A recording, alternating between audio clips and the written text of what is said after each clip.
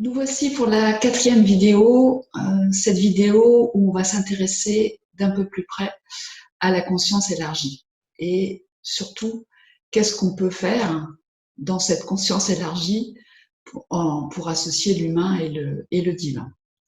Je voudrais juste revenir dans un premier temps sur ce terme conscience élargie que j'ai un jour décidé d'adopter dans ma communication. Pourquoi? Parce que à l'époque, je commençais à m'intéresser à cette dimension énergétique, spirituelle. Là, vous allez donner le mot que vous voulez.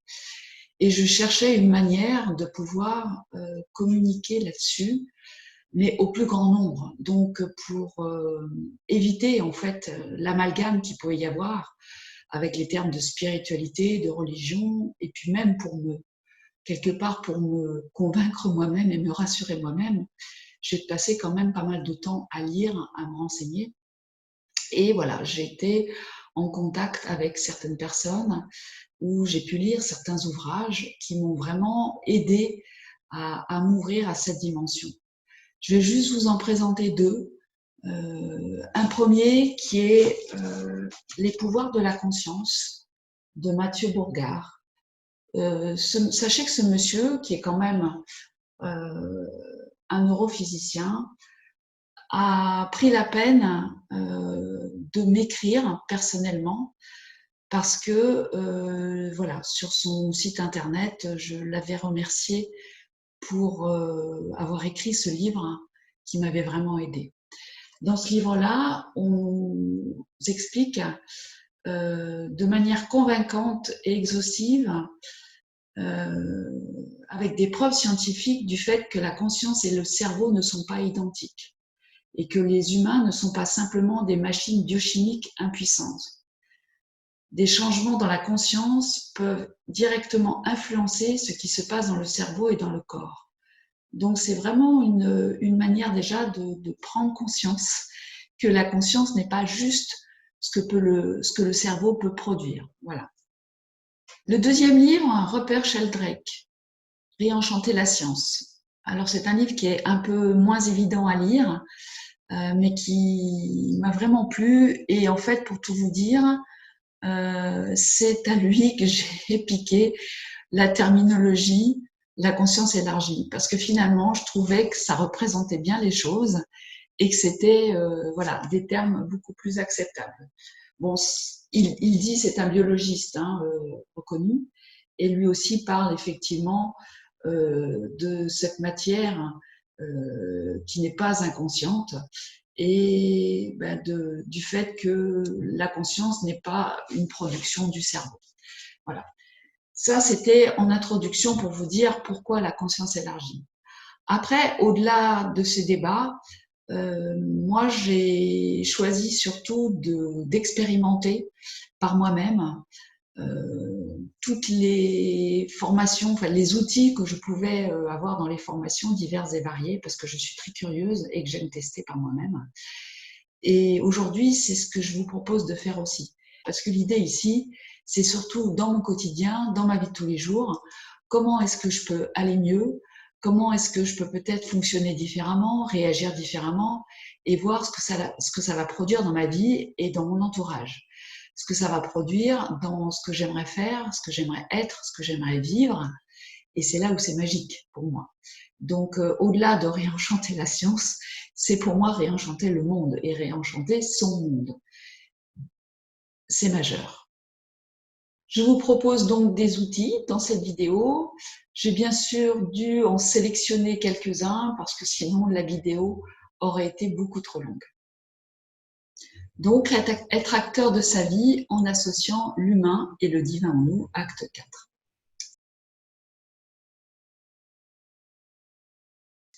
Alors, le premier outil que je vais vous présenter, c'est le travail sur notre système de croyance.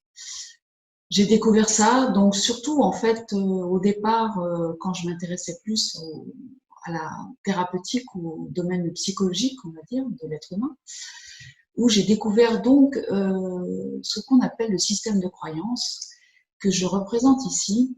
Système de croyance, en fait, on en a tous un et on ne peut pas vivre sans, puisque toutes nos idées, toutes nos mémoires, enfin, toute la manière dont on fonctionne va s'insérer dans ce système de croyance. Donc ce système de croyance, il faut quand même bien en être conscient, parce que c'est ça qui va nous donner une certaine vision du monde. Je dis bien une certaine vision. Et qui va aussi nous apporter cette identification que l'on peut avoir à certaines choses. Donc notre système de croyance, ben, il est composé, vous voyez, comme cet iceberg, d'une toute petite partie qui est l'image de soi, mais qui cache en fait en dessous la grande majorité de notre système de croyance qui en fait provient de notre histoire, notre culture, société, famille, éducation, environnement. C'est toutes nos habitudes, toutes les mémoires que nous avons engrangées et qui vont en fait décider des valeurs, notre manière de fonctionner, notre type de pensée, notre manière de réagir au monde et à ce qui nous arrive. Et il faut bien connaître en fait ce principe de système de croyance parce que ça donne des filtres en fait de nous vis-à-vis de la réalité. Vous voyez, c'est comme chausser une paire de lunettes, donc c'est cette paire de lunettes là et c'est pas celle du voisin, c'est nos propres filtres. Et ça nous donne vraiment des certitudes, des convictions, des avis, des opinions sur tout ce qui nous arrive, hein, sur la vie, sur nous-mêmes et sur les autres. Le problème, c'est que ça nous limite, en fait. Ça nous limite dans notre manière de voir le monde. Ça provoque souvent des conflits parce qu'effectivement, on va être confronté au système de croyance du voisin qui n'est pas le même que le nôtre. Et bien évidemment, ça, c'est une source de peur. Donc, dans cette démarche personnelle, il est vraiment important de connaître ce que c'est qu'un système de croyance et tout doucement d'accepter d'aller visiter notre propre système de croyance.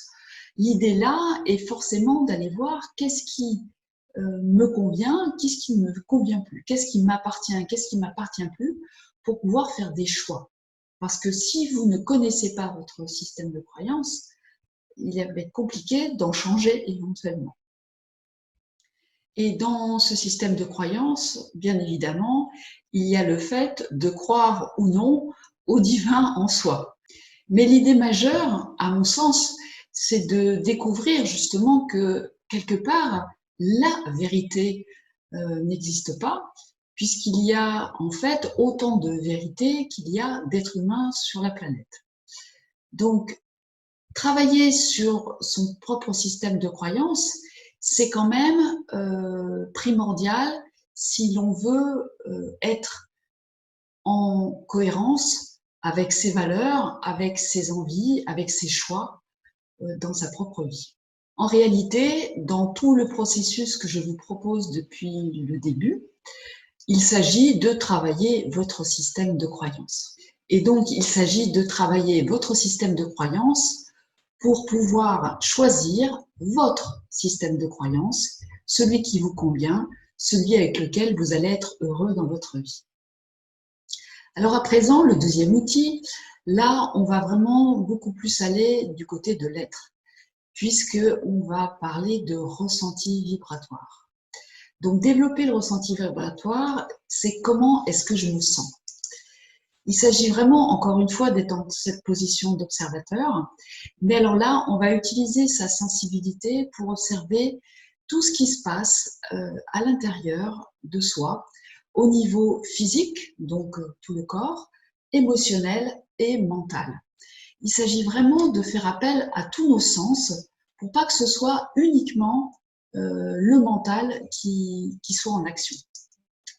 Et dans cet exercice, il s'agit en fait de repérer le type de vibration qui nous habite. Et en fait, il y a deux grands types de vibrations. Les vibrations que l'on dit plutôt basses, parce qu'elles vont nous tirer émotionnellement vers le bas. D'ailleurs, on va le sentir hein, souvent au niveau physique que ça ne va pas. Toutes ces vibrations où le grand chapeau, c'est la peur.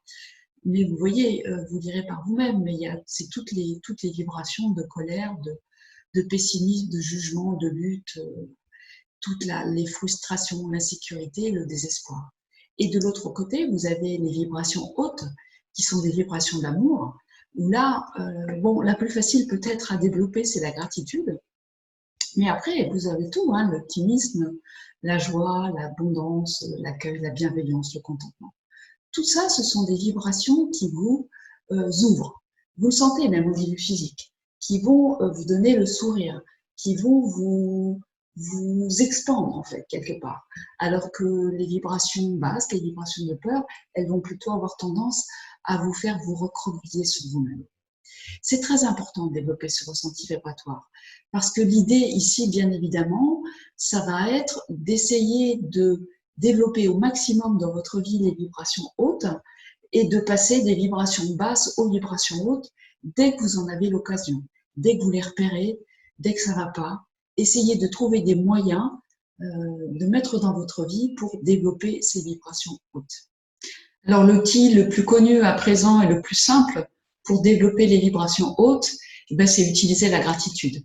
Donc on le trouve beaucoup maintenant dans les exercices de développement personnel. Essayez par exemple tous les jours, le soir avant de vous coucher, de noter sur un petit cahier 3 choses pour lesquelles vous pouvez être en gratitude, 3 choses qui se sont passées dans la journée ou 3 choses qui vous ont émerveillé, qui ont été sympas pour vous. Et même dans les journées les plus noires, en fait, il suffit d'être en gratitude avec notre propre corps ou avec le fait d'avoir une douche chaude ou quelque chose dans le frigidaire. Et c'est déjà une manière de montrer notre gratitude. Alors, une autre manière de développer les vibrations hautes, c'est de construire, de fabriquer un tableau de visualisation, Vision Board. J'ai un article sur mon site internet qui parle de ça. Et voilà, c'est vraiment un support visuel où vous allez pouvoir vous arrêter quelques instants, méditer quelques instants pour envoyer ces vibrations de bien-être, de gratitude et d'amour en fait dans l'univers. On est toujours dans la loi d'attraction en fait ici. Après, dans cette démarche d'élargissement de conscience et d'être à l'écoute de la vie, vous avez plein d'outils différents. J'en ai réuni quelques-uns dans cette diapositive, mais encore une fois, c'est pas exhaustif. Par contre, ce qu'on peut remarquer, c'est que en en-tête, j'ai marqué vivre dans le moment présent, parce que ça, je pense que c'est un dénominateur commun à beaucoup d'outils. Cette idée de vivre dans le moment présent, toujours et encore une fois, pour être en contact avec cette conscience élargie, pour être en contact avec l'être, pour émettre des vibrations en fait qui nous ressemblent.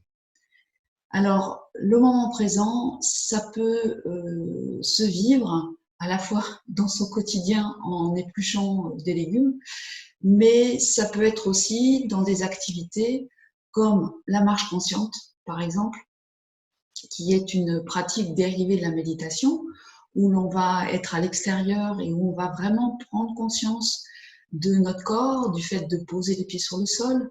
On va utiliser tous ses sens aussi pour écouter, pour sentir ce qui se passe autour de nous. C'est faire de la méditation en marchant en fait, en étant bien évidemment dans le silence et pas en papotant avec nos amis. Après, vous avez toutes les pratiques douces de connexion au corps, de développement de l'intuition, bien évidemment la méditation qu'on peut utiliser pour élargir cette conscience. La loi de la manifestation d'attraction, on en a parlé dans la première vidéo, donc je ne vais pas revenir dessus. Et je vais juste m'attarder un tout petit peu peut-être sur les synchronicités et puis la symbolique et le décodage. Alors c'est vrai que, voilà, je l'ai là dans ce tirant-là. Les synchronicités, c'est vraiment remarquer qu'il se passe des choses dans votre vie quand vous êtes en train de penser à quelque chose, que vous avez besoin de quelque chose et que vous allez d'un seul coup être amené à rencontrer la bonne personne, à écouter le bon message. Ça va peut-être être à la télévision, dans un journal que vous allez lire, peut-être dans un livre, enfin, voilà. Vous allez avoir une réponse. Vous ne savez pas comment ça fonctionne, mais vous allez avoir une réponse. J'utilise beaucoup moi, cette chose-là. J'ai une grande bibliothèque Et quand souvent je pose une question, et ben, j'essaie de me mettre devant cette bibliothèque et de prendre un livre au hasard et de voir si j'ai pas une réponse. Et j'ai souvent des réponses de cette manière-là. Après, il y a plein de choses, plein de formations, de pratiques où on apprend à décoder la vie, à apprendre à décoder les messages. On parle aussi de décodage biologique, on l'a vu un petit peu dans la vidéo sur l'alimentation et le corps. Tous ces décodages, en fait, vont vous montrer que la vie vous parle, que votre corps vous parle, que votre être, en fait, vous parle. Et, mais peut-être avec des images, avec des symboles, des choses qui ne sont pas forcément évidentes à comprendre, en tout cas dans un premier temps. Mais c'est des pratiques, hein. C'est vraiment des pratiques comme apprendre à conduire, apprendre à jouer du piano, apprendre à nager, ou à faire du vélo, tout simplement. C'est vraiment comprendre qu'il y a besoin de travailler ces choses-là et qu'au fil du temps, pas à pas, au fil de la pratique, eh bien, on développe toutes ces choses-là. Même si au départ, on n'est pas particulièrement ouvert, si on n'a pas de don naturel comme peuvent en avoir certains. Donc, l'intuition, pareil. Après, ça demande à à développer la confiance en soi, développer la confiance dans le processus. Et là, tout doucement, ça se met en place. Et c'est magique. Alors, je ne vais pas pouvoir aller plus loin aujourd'hui dans tous ces outils. Là, c'était vraiment juste une image à un instant T. Vous donner l'envie aussi peut-être d'aller encore plus loin dans toutes ces pratiques. Nous arrivons à la fin de cette 4e vidéo. Nous avons vu quelques outils, le système de croyance, le ressenti vibratoire, les messages de la vie, la méditation. En réalité, vous voyez, c'est tout un monde qui s'ouvre. Et au-delà de l'expérimentation, du plaisir qu'on peut avoir à faire ces expérimentations, c'est vraiment voir les conséquences qu'il peut y avoir dans votre vie. Parce que c'est un paradigme, complètement. C'est une nouvelle manière de voir la vie, une nouvelle vision. Je vais vous proposer aussi d'aller sur mon site internet, donc www.lavienconscience.com, et vous pourrez y télécharger les quelques diapositives en fait qui m'ont accompagné dans toutes ces vidéos. Cela vous permettra de revenir peut-être sur les sujets plus facilement dans votre quotidien. J'ai vraiment pris un très grand plaisir à faire ces vidéos. Cela fait très longtemps que je voulais les faire et voilà, c'est fait. J'espère que vous avez pris du plaisir aussi dans ce processus. N'hésitez pas à mettre des commentaires sous les vidéos, à y poser des questions, j'essaierai d'y répondre et de donner aussi peut-être des exemples, des témoignages dans vos vies de ce que tout ce processus a pu vous apporter. Je vous remercie beaucoup et je vous dis encore une fois à bientôt.